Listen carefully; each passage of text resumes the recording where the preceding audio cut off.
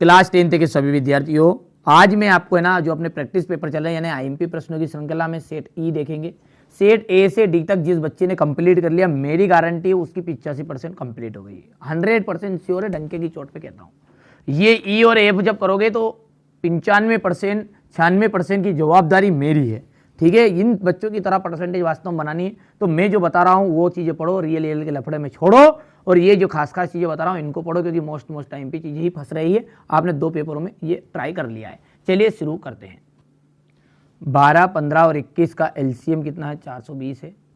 द्विघात बहुपद है ax² plus bx plus c के शून्य को की अधिकतम संख्या होगी, तो यहाँ पर 2 होगी। a1/a2 इज इक्वल है b1/b2 इज इक्वल है c1/c2। तो समीकरण निकाय का इसका हल क्या होगा? तो देखो इसका हल होगा एकादित्य हल। क्या होगा? एकादित्य हल होगा। चौथे की यदि बात करें तो यहाँ पर b² माइनस 4ac आ जाएगा। सार्वंतर की हम बात करेंगे ना, तो यहाँ पर देखिए सार्वंतर जो प्रथम पद है, प्रथम पद होता है 6, और सार्वंतर का मतलब होता है ये 9 में से 6 जाएगा तो बच जाएगा 3। यहाँ से यदि आप इनको समांतर है और इन सब का मान निकालोगे तो 4.5 आ जाएगा। क्योंकि मेरे को पूरा सॉल्यूशन देना है, इसलिए आप थोड़ा बहुत सॉल्यूशन इनका आप कर लीजिएगा, है ना भाई। जो बढ़िया से मेहनत करो आप, तो कोई दिक्कत नहीं है, मैं आपके साथ हूँ। कोई भी समस्या आती है तो मैं खड़ा हूँ, बिल्कुल आप तो निश्चिंत रहो, मैथ से डरो मत, अपन मैथ को डराएंगे। कि एक प्राकृत संख्या का अभाज्य गुणनखंड उसके गुणनखंडों के क्रम को छोड़ते हुए आदित्य होता है।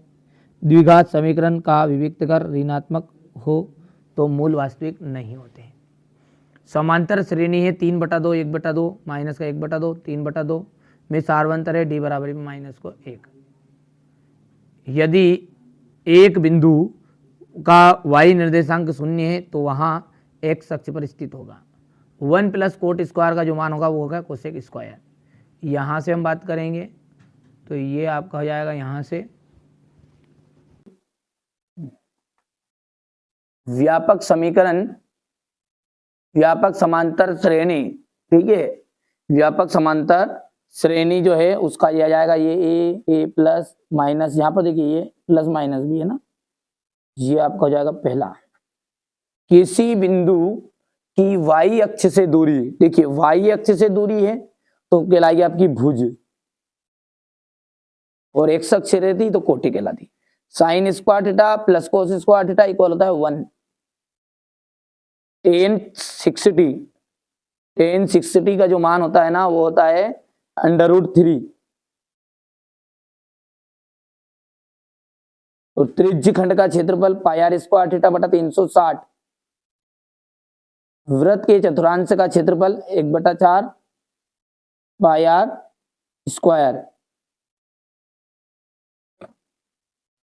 ये अंतिम आपका छठा जाएगा। यहां से वैसे इंग्लिश मीडियम वाले बच्चों के तो भर दिए हैं। ठीक है, आप तो निश्चिंत रहिए, भरोसा रखिए मुझ पर हमेशा। ठीक है, जीवन भर याद रखे। इसीलिए 90 पार के लिए यहाँ पर दिन रात मेहनत कर रहे हैं, और जो बच्चा वास्तव में करना भी चाहता है 90 पार वो कर लेना। ठीक है, किसी वर्ग समीकरण के चर के दोनों मान उस वर्ग समीकरण के क्या कहलाते हैं? तो वो कहलाते हैं मूल। यदि यहाँ पर द्विघात बहुपद होता तो वो कहलाते, ठीक है, आपके क्या कहलाते? शून्यक। चलिए, मूल बिंदु से x, y के बीच की दूरी, तो x, y के बीच की दूरी आपकी बनेगी √x² प्लस y²। किसी बाह्य बिंदु से वृत्त की अधिकतम कितनी स्पर्श रेखाएं खींची जा सकती है? तो 2। शंकु के आयतन का फॉर्मूला है आपका 1/3 πr²h। ठीक है, शंकु की तिर्यक ऊंचाई l equal √r² plus h²। आंकड़ों की में सर्वाधिक बारंबारता वाला पद क्या कहलाता है? तो वो कहलाता है बहुलक।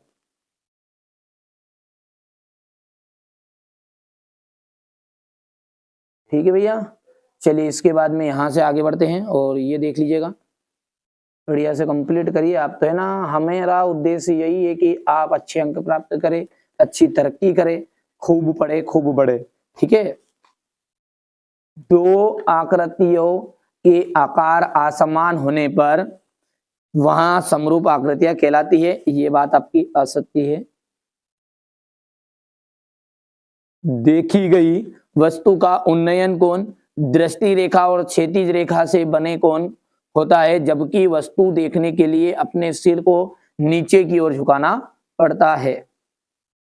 तो ये दूसरा जो है आपका यहाँ पर असत्य रहेगा, क्योंकि नीचे झुकने वाला कोण आपका उन्नयन नहीं रहता है, अवनमन रहता है।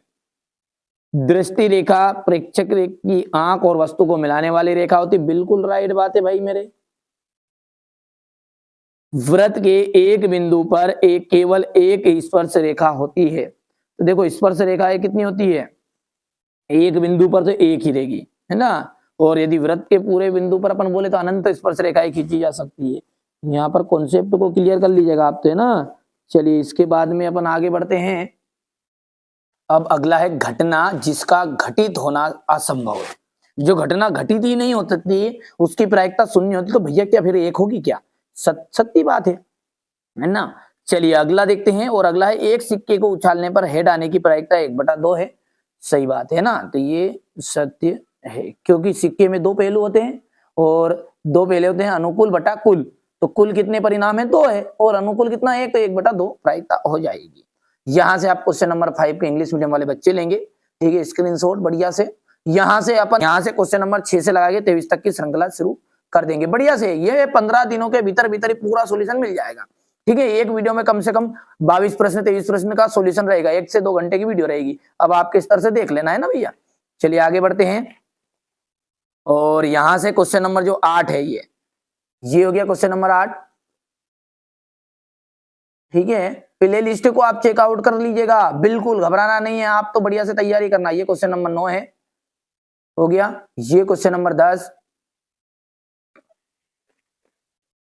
ये क्वेश्चन नंबर 11 आपका, ये क्वेश्चन नंबर 11 हो गया है। यहां पर 12, ये आपका 13 है।